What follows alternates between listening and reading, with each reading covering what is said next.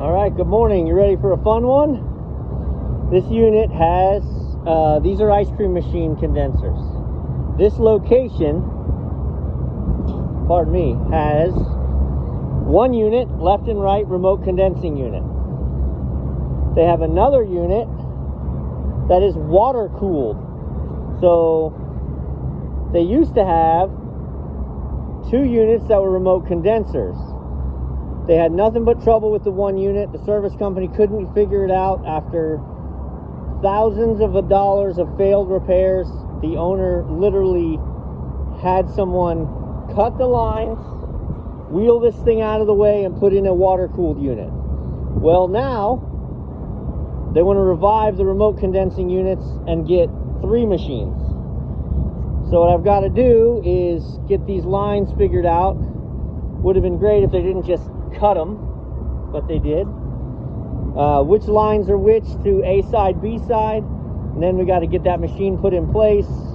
Then we got to get the machine running so we can find out why it wasn't working in the first place. So away we go. All right, we've been doing a lot here, and so I haven't shot any downstairs. So this is the 2 functioning, right? Look at that, beautiful when that's all right, so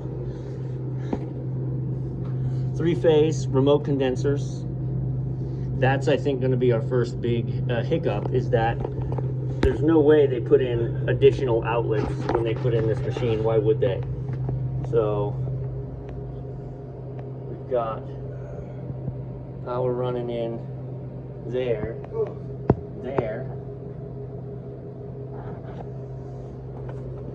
We've got our line sets dropping down that we've marked from the roof. Okay, so you've got A side and B side we marked with tape. So those will make those connections here. See, we got some cleanup to do. And again, after we get all this thing connected, then we have to play why didn't it work. So all right, as previously mentioned, when they removed the line sets from this unit, they just cut them. They just broke them. So, and they took the female ends. So that left me with no choice than to cut these out and straight pipe into them, which is optimum anyway, because those things end up turning into leaks over time. But also, look how dumb this is. Right, so this was this way, and I was thinking, because there's not a lot of extra space, to torch this out.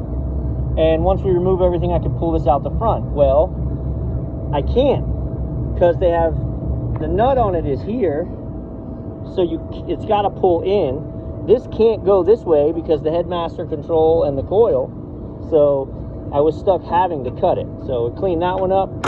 We just cut this. We're going to clean this up, and then we're going to straight pipe in.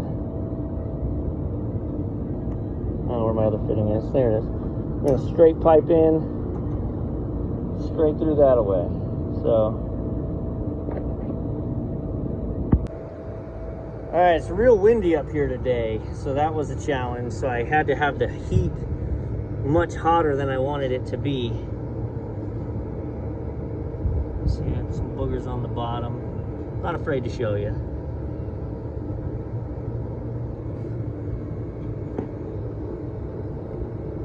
All right, make sure your undersides are looking good. Yeah, I'm happy with that. And again, I had the inside opened up, so I've got my gauges on the inside with it open. I love that. So that I'm not torching on a closed system. I might throw just a dollop on that. I feel like it's definitely sealed up, but I don't love it visually. There's a hiccup. All right, so I actually upped it to 300 PSI before I came up. Nice and slow, lots of, we're good. We are good, man. No leaksies. I removed this. I felt like this was going to be trouble without the quick connects thing. It was going to rub out. So we're going to remount the electrical box. This is the right. So we're going to remount the electrical box right here, so it doesn't have this plate. But I didn't want to risk rubbing these out. All right, I'm going to leave this. There's a lot going on. So we have to run new electrical for this, which I don't remember if we talked about or not. In the panel, I'll show you. Our refrigeration connections are done and not leaking. I'm going to test behind the machine with the big blue as well. But right now we're going to get the cover back on this. Yeah, so stand by. All right, we've leak tested these connections. We're good. We've leak tested the connections on the roof, torched that in, we're good. I'm actually going to leave this unit. We've got some electrical work to do, and I've got to come back tomorrow and run a new breaker. Let me show you that. I'm actually going to leave this under pressure with nitrogen, 250 head pressure, 200 suction. A little of that suction may migrate through to the head, but I'm going to make sure everything's nice and tight. I'm actually going to leave these gauges here and hooked up. And we're going to get packed up, and I'm going to return in the morning to make the final electrical connection. Let's see, we got to add a breaker, run the new plug to over here, put my connection in the box, pull a vacuum, charge this side up, and we can fire it up and find out why the owner retired it in the first place. So 10, 12, 14, there used to be a single barrel ice cream machine there, so that's why we have a 3-phase single outlet there. So I can change, these are 20 amp breakers and I need 30s, which means I have to check the gauge of the wire. If it's 14 gauge wire, we've got to go to 12. But I've also got the spots to put another, because each barrel needs its own power. So a new 3-phase 12 gauge run up over to the ice cream machine's outlet in the wall. Still lots to do just to get it alive, but alive she's coming. Welcome back. 3-pole 20 amp coming out, 3-pole 30 amp going in. Pretty unique because they're the bolt-in, and who uses the bolt-in anymore? So you're not going to get this at your big box store. You got to get it at a specialty supply house. So we're swapping out, putting the 30 amp in. Stand by. We're going to kind of do this in weird increments. So they have this electrical box that's not in the wall, like it's, yeah. So, but it had a 20 amp plug, so I had to change it to a NEMA 1430. Didn't have any power here. So created a plug, 10 gauge wire, okay, 10-4, ground in 3-phase, running out the box, out to back to this. So we're gonna do this in phases. I've said before, each half of this machine is its own machine, is its own power, its own refrigeration.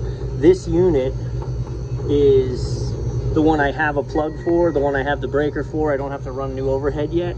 So I'm gonna fire up the left half of this machine. So this is gonna be the right half of the machine and the remote condenser control.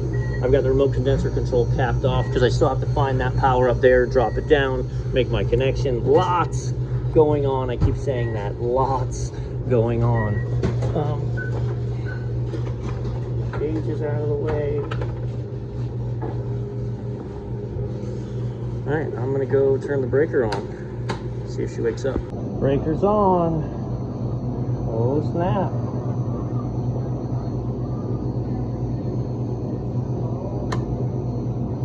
This unit has been retired for, I don't know, 2 years, 2.5 years.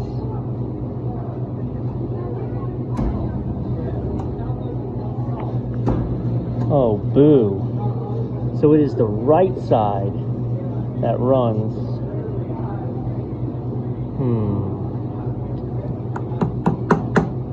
I thought that the left side controlled the cabinet and the main unit. So I had it wired that way because my right side isn't ready to function, but my left side is. So I was going to get this wired up to run the left side today, and then run my new wire. So if I literally have no way to do this other than run my new wire. Well, does the pump runs. Does the beater run? Yes, the beater runs. Super interesting, huh? See if it remembers its error log. No, it doesn't. It's been off too long. Alright. Alright, so first thing I was doing is getting into the technician menu, going to the machine config. This is a GEN 102. And this is set for GEN 103. Let me explain why that matters to be correct. Let me go to diagnostic mode. Let's go through the diagnostics. Left spigot. Open, on. Right spigot. Open, on. There's a little delay there. Center spigot. There are many things that cause variety in between 102s and 103s. Got to make sure your unit is set for a GES. Is there a GEN? I thought I said GEN. Yeah, GEN. GEN 102. Enter. Alright, we have 2 compressors. No hopper. Yes, a cabinet. No shake. Mix out settings, which funny, those are kind of low. But another time, another place. We got a long way to go. But what I wanted to see, let's get back to the technician menu, which I don't know that I'm going to be able to do one-handed. Boom, baby, we're in diagnostics mode. Alright. So the door shows open right now, which is what I wanted to get in and see because the button's been pushed in. So cabinet's not going to work. We're going to have to replace the door button, the switch, or just bypass it, to be honest.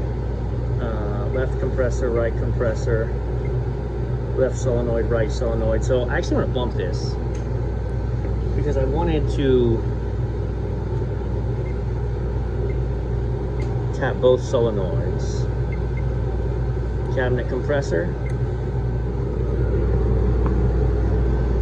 This unit, it's up top. I think I heard it come on. Cabinet condenser fan. Back yonder. Yep, there you go.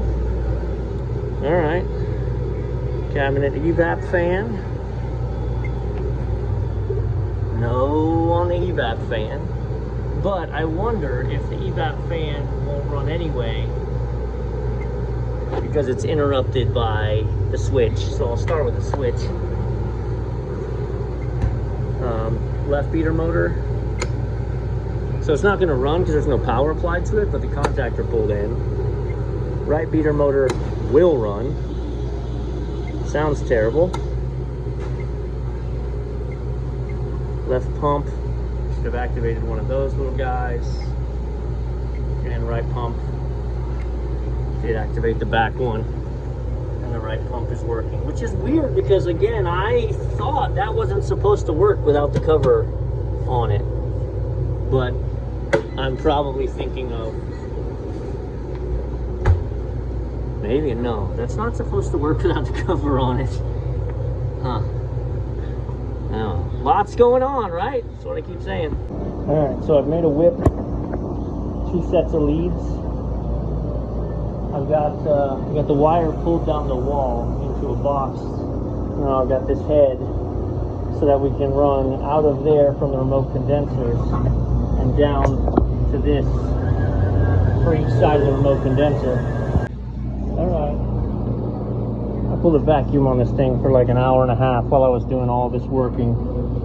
She's in a -30 vacuum. It's been sitting here under decay for about 20 minutes. I still only have one side of the 3 hooked up, but I have both remote condensers wired. I'm not going to clean this wiring up yet until I know where functional. I've got this ready to go. The nameplate says 10 pounds. I think that's about all I have left in this bottle. So we're gonna start filling her up with the scale. I'm gonna wash the sight glass, and we're gonna pull this apart, clean it, get it set to run. All right, so this is peculiar because that pump should not be running. Should not be allowed to run without that magnet catching it. So that tells me somebody's jumped that magnet out before, but we are running. So I'm filling it up with sanitizer right now. See if the barrel, make sure it doesn't leak. I cleaned it up, lubed everything. Didn't film that because that's not what this one's about. We'll see if it stops when the meter gets, when the barrel's full. We're getting close. All right, so the pump stops. Under pressure, and I pull. Pump comes on. It's going to be super crappy if the cabinet runs off the left. Again, I thought the cabinet and the intelligence ran off the left side, so I'm not going to get the left side powered until tomorrow. But I may not even weigh in my charge. Yeah, I am going to weigh in my charge. So we're going to get this cleaned out. I'm going to weigh in my charge. I got to put milk in it. So I'm contemplating how deep I want to get in, because if I just wait and then tomorrow, I'll weigh in my charge today, because tomorrow I got to run the power for this and get it tapped, and then we'll have both sides set to run. I got to deal with this. I got lots to do before this thing is operational. Maybe ambitious thinking I'm going to be done tomorrow. What to do? Remember, I keep telling you it's a lot. All right, so this electrical box, every knockout was used. Every knockout was used. So, and there's a 2x here, so I can't just drill through it. So, what we had to do to run our new 10 gauge line, let me turn the light on. So, everything from this electrical panel runs up into this box. So we had to find the knockout that had the least amount, which is just, this one had 2 wires in it. And then we fed this through. We're gonna make a connection in this box so that I can run into this box from overhead. There's a conduit line already run, so we're gonna pull through there. So everything's safe and sweet. Yeah, so I had to feed that down through those lines, into the box, down and out. Now I'm going to strip all this back so I don't have the sheathing in there. Run it down. 1, 2, 3. My ground legs. New breaker going in. And we're getting close. Oh, so close. Okay. We have opted for, we've made a decision on behalf of the owner. One, it's a little easier on me, but also it's going to save them a lot of money. Materials cost us through the roof on this project. I had to run, 2 100-foot runs of 10 4-wire, so you're talking about $500 in wire. So what we did on this drop, so we didn't have a wall outlet anyway. And again, we've got a lot of cleanup to do. This box was in the wall, but not in the wall. So I was able to use it for the one run. The other run, I don't have a box except for this, and they actually have other things they plug in here, and these are all on the same breaker. I didn't want to mess with it. So I dropped the 10-4 down in a watertight. Now we're running it in so that this unit doesn't have a plug. It's physically hardwired in. The reason I'm okay making that decision is the owner already has his other units that way, right? So it's gonna save him the $100 of these. These things are stupid expensive, right? It's $100 for that setup. So it's gonna save him that in materials cost. And there's no harm, no foul. I gave him plenty of wire. They're gonna pull this forward, secured in there. So we're good. So this is all wired. I'm not gonna close anything up until we verify everything's phased properly. I have one more connection to make in the ceiling, And we should be able to fire up the left side of the unit, see what happens. I want to show you, I'm going to tap freeze on this. Listen. Hang on, tapping it off. You hear that compressor? That is phased wrong, I guarantee you. What we'll do is we'll test it by the beater. Turn the beater on. It should be spinning clockwise from the front. It's spinning counterclockwise. We're phased wrong. So that means we need to reverse any 2 legs of power. We'll do that right here. So note, the belt is spinning away from us right now. Shut her down. All right, now let's go, baby. Beater on. Ooh, what the heck? Oh, haha, just kidding. Hey, now it's spinning towards us, and the barrel is spinning clockwise. So now we're phased properly. I don't want to run this. It actually has a charge in it. I don't know how much. That when I put it in freeze. Oh, hang on, I gotta turn off the reset.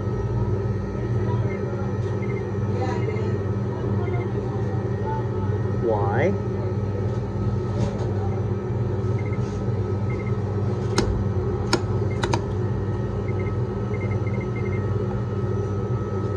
Interesting.